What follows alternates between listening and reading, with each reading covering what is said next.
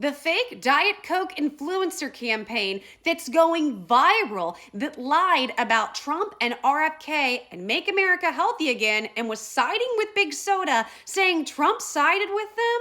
Their name is Influenceable. I worked with them and I'm gonna expose everything. And guys, I'm probably gonna do this in a few parts, so make sure and click the plus sign and subscribe if you want more. Sound off in the comments, tell me what you think, because I wanna hear from you guys about what you think about this. But I'm gonna go into as many details as I can, so make sure and stick with me. Stick to the end because there is a surprise. I actually confronted the owner and I called them a scam, and I have the 45-minute phone call. And I got it for you guys. Here we go.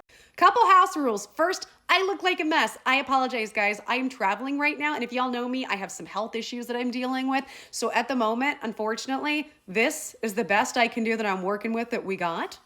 Also, to the best of my ability, I'm gonna leave out all names. I'm not out here, guys, trying to hurt anybody, but what I do wanna do, not only in telling my story, I want to educate people on these bad business practices that I saw. I've also seen, which I understand, that most influencers are silent. They worked with hundreds of people and nobody is speaking up. So I'm gonna give you the inside information on exactly what happened that went on. And I think a lot of people are scared and I get it. But y'all know your girl is fearless. I really don't care. I seem to upset everybody no matter what I do. So I might as well stand in my truth and speak my truth. Here we go.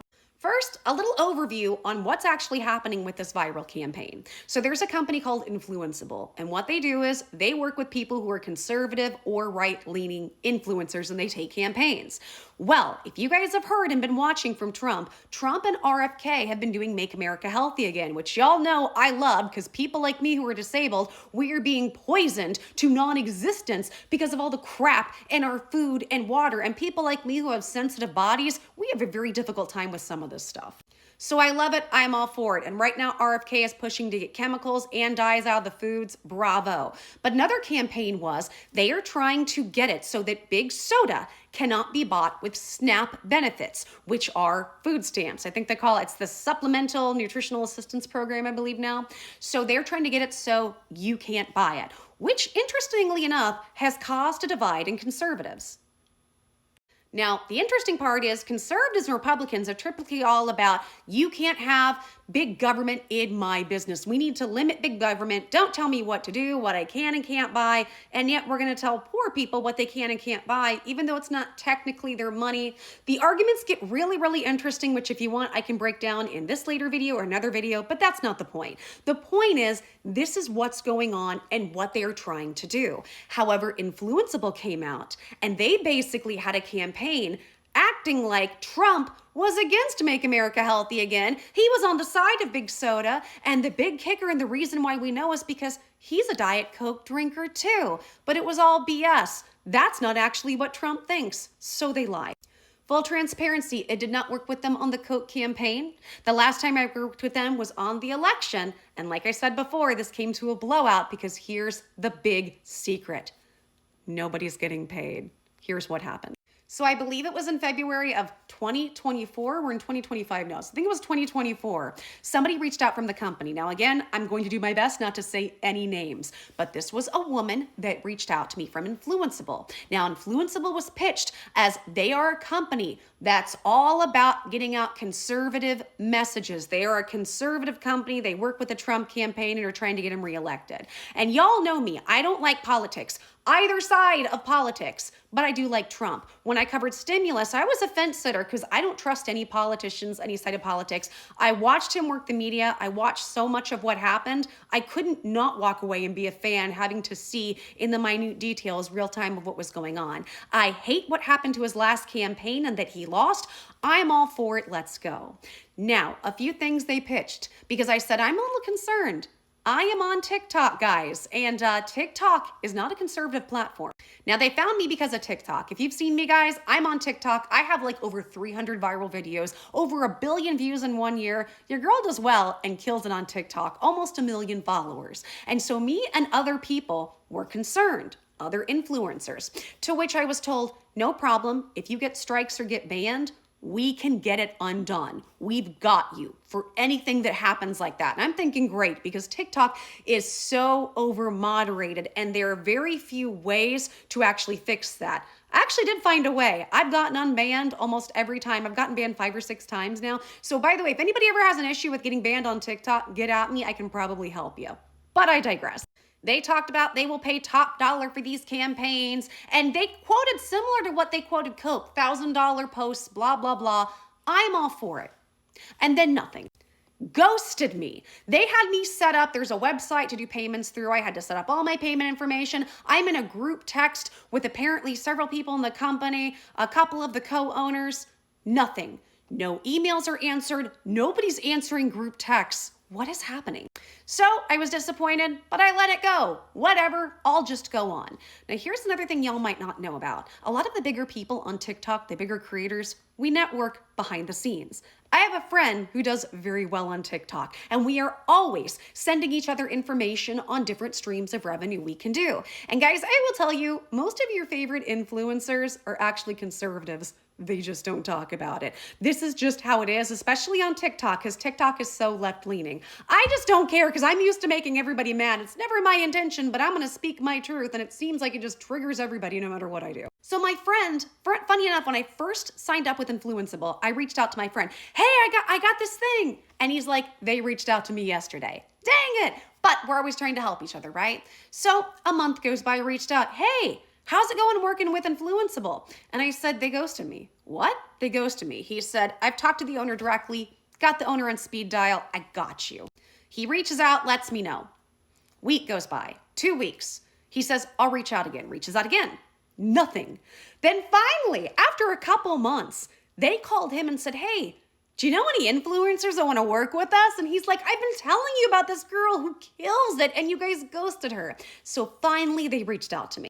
I did get an apology, but here's the thing. They started crap talking the other employee. So the person that signed me up said, yeah, so this other employee, they just dropped us to go be a yoga instructor. If that gives you any, like, I couldn't believe my first conversation outside of that. They're talking crap on this girl.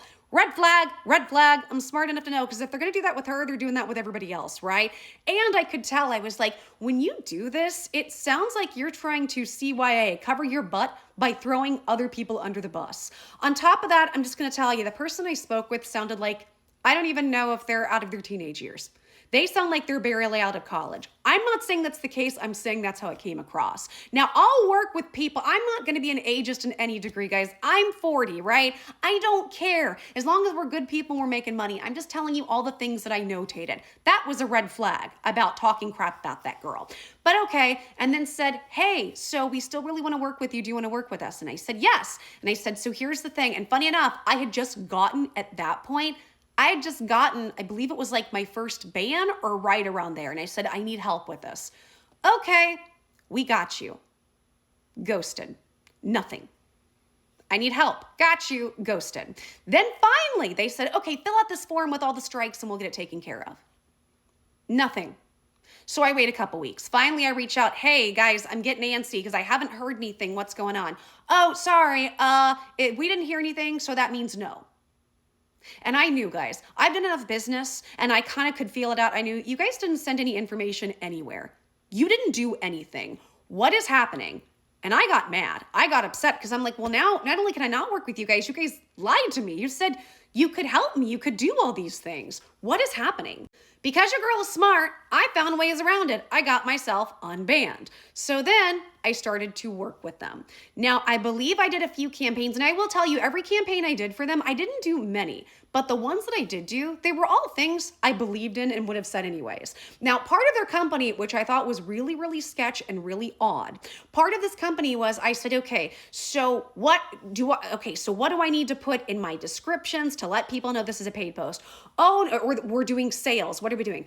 Oh, no. We don't want that because we're just trying to influence the conversation, right? So if these are things you just believe in anyways, you just talk about them and we're going to pay you for that. And I remember telling them, pretty sure we have to disclose if we're getting paid. Well, no, because this is different.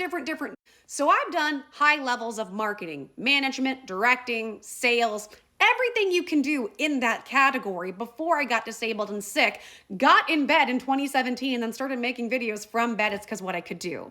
Now, I know a lot. However, I also know sometimes information gets outdated. So when I said, hey, so we need to disclose we're getting paid to put these things up, they said, oh no, we're just trying to influence the conversation. I thought, I'm pretty sure that's not accurate. In fact, I'm pretty sure legally we have to disclose. But okay, I'm going to give the benefit of the doubt. Maybe there's new information. So I posted things, and a lot of it was like questioning things like, hey, why is Kamala Harris giving no interviews? Why is there nothing on her website about her platform when she was running? And I got a ton of pushback because it's TikTok. TikTok is left-leaning, and that's fine. I'm not here to, complain about TikTok or anything. I love TikTok. I love the platform. It's just what it is. So I did several campaigns. Made a few thousand for them, right? Nothing. So we're supposed to be paid, I believe there were 2 different dates of the month. I'll have to go check, but it was at least, I think there were 2 different dates on the month we would be paid.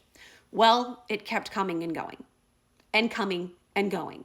Now, guys, here's the other thing. In doing marketing and all the things that I've done, when you work with different clients and campaigns, there are 2 different ways you can do things. Typically, the company will take a retainer, sometimes up to 50% up front, and then once the campaign is over, if all the objectives and deliverables have been met within reason, you get the last chunk you bill them for, right? And part of that upfront payment is for operation costs and all those things. So I'm smart enough to know, unless they're completely stupid, they have money. I reached out. Hey, I didn't get my payment. Oh, sorry. Nothing. Now, there was at one point they reached out and said, hey, we're trying to pay you, but we can't find you in the system. And I was like, oh, okay, here's my name. For some reason, they couldn't find me. And it was because they kept looking up my username, Joy. And I'm like, no, it's under my real name. Well, we need you to set it up under Joy. The company that's paying me asked for my real name. I can't give them my username. It was very weird. And then they just ghosted me again. So I kept taking campaigns and not getting paid. I talked to my buddy. Have you gotten paid? Yeah, but they also owe me a few thousand. They're also not paying other people. And I'm going, oh no, what is this? So guys, I tried, I think it was about 3 months, which if you want me to, I have the text messages I can expose. I'm trying to get paid. Nothing. So finally I got mad. Because they wouldn't even respond. I'm in a group text with several people from the company, and I start writing, this is a scam. I need to know what's going on.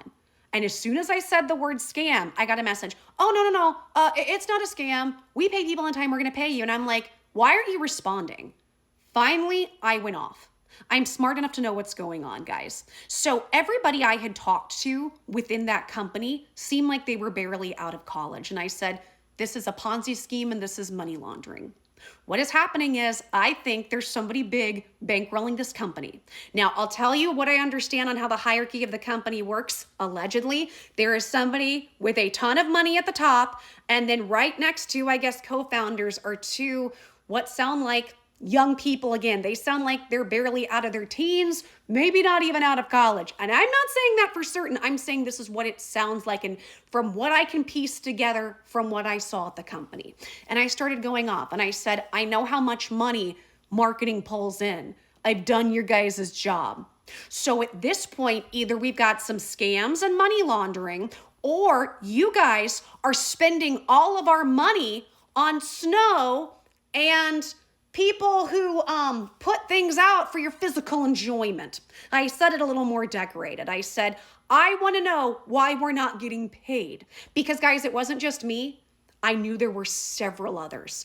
And the problem is you're kind of in this weird position where we don't get a ton of opportunities to make money online. You don't want to mess up what you have. And at that point, it's kind of the sunk cost fallacy. They already owe you so much money. You've already put so much into this situation. So you're kind of in this weird situation where you're not really sure what to do because you don't want to make them too mad that you don't get anything for everything you've done. And you also don't want to sully your name in the industry.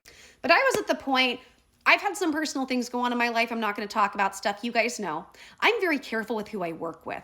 I've barely taken on sponsorships. I had the channel you see right now, I'd started previously with another company who had massively done things to hurt me and possibly, allegedly, maybe other people. I am so careful what I say and do because I actually am somebody, I care about my audiences. I care about you guys. I look at you guys as very extended family members, and I will protect you at all costs, even to hurt myself, which you guys who've watched me, part of why you're loyal to me is you saw me do that with that other company, and you know that I will get in my pocket and make things right with thousands of dollars, which I did on your guys' behalf. So at that point, I don't care. I don't care about ruining my relationship with them because I know they're scamming me and they're scamming other people. If they are scamming us, who else are they scamming? So I'm starting to get into mama bear mode because I'm like, okay, what's really going on here? So I start going in. This is a scam. You guys are lucky I don't expose it. And then they start reaching out. Oh no, they're texting me. No, everything's fine. Everything's fine. So finally, and I'm going off. And I remember I'm talking to my friend about this, because we're just so mad. And so finally I get a text message from a number I haven't seen.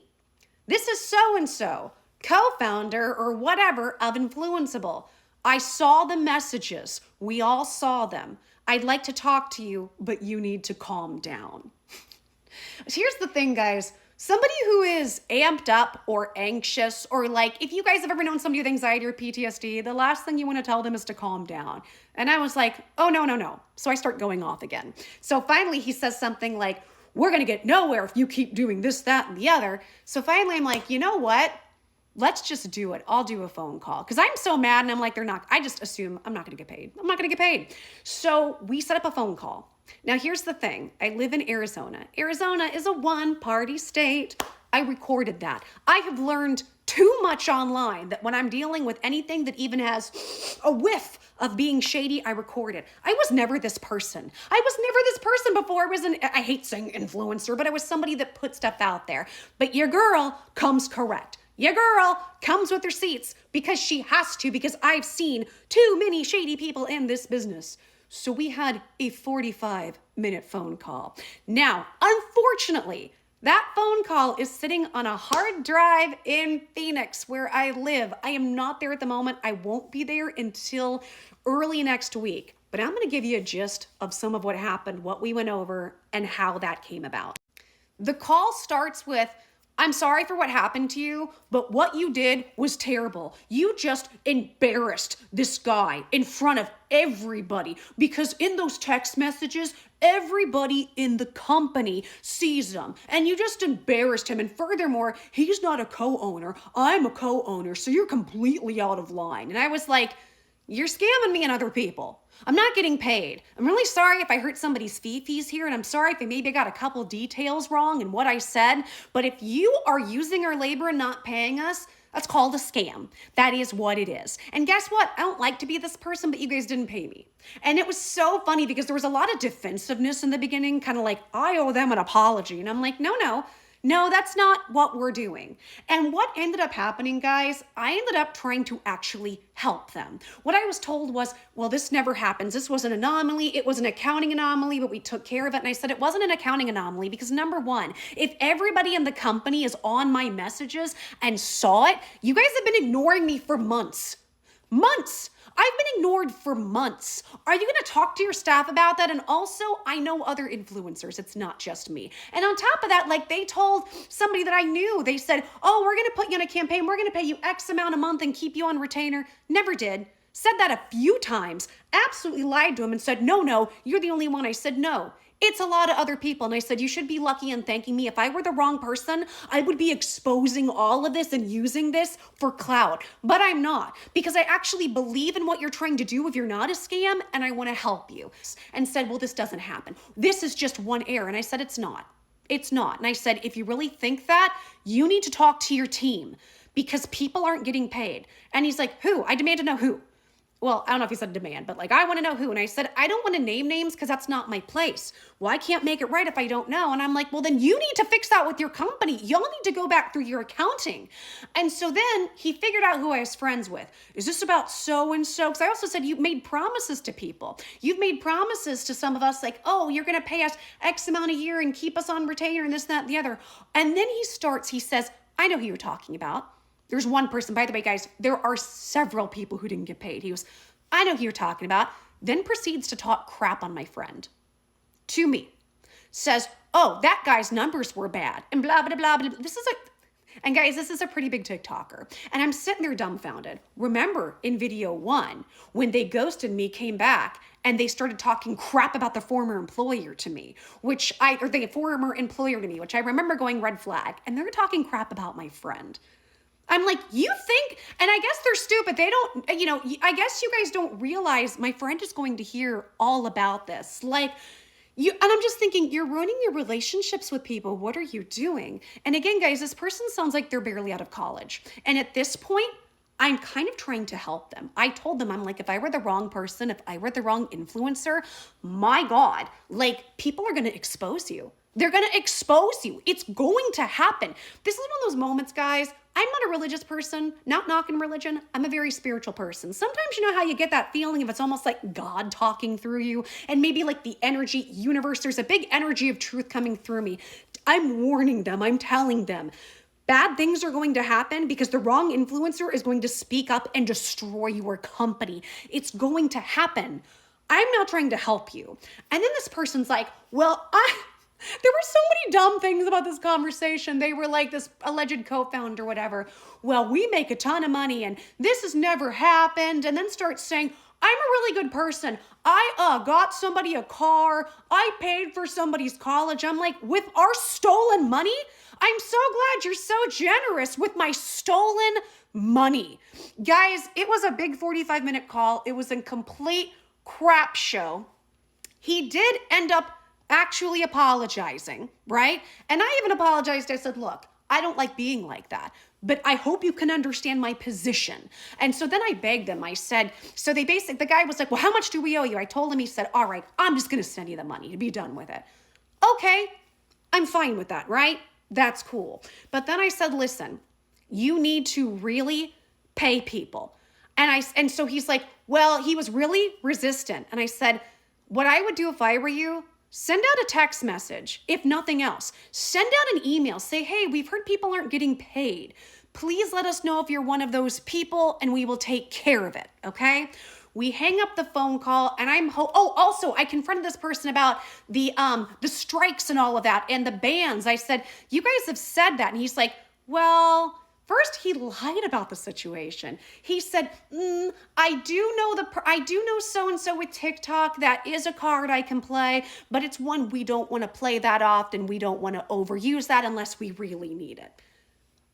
And then later says, oh no, we've got it, we can take care of it. But then says, well, I think our people were too liberal with kind of talking about that little secret. And I was like, well, you need to tell people because you're having people go on liberal platforms, speak about conservative things where they can get in trouble. What are you doing? So he's like, okay, I'll tell them to scale back on that messaging. So you'll tell them to stop lying. Then says, well, if there are issues, I guess I can help. So reach out to me directly.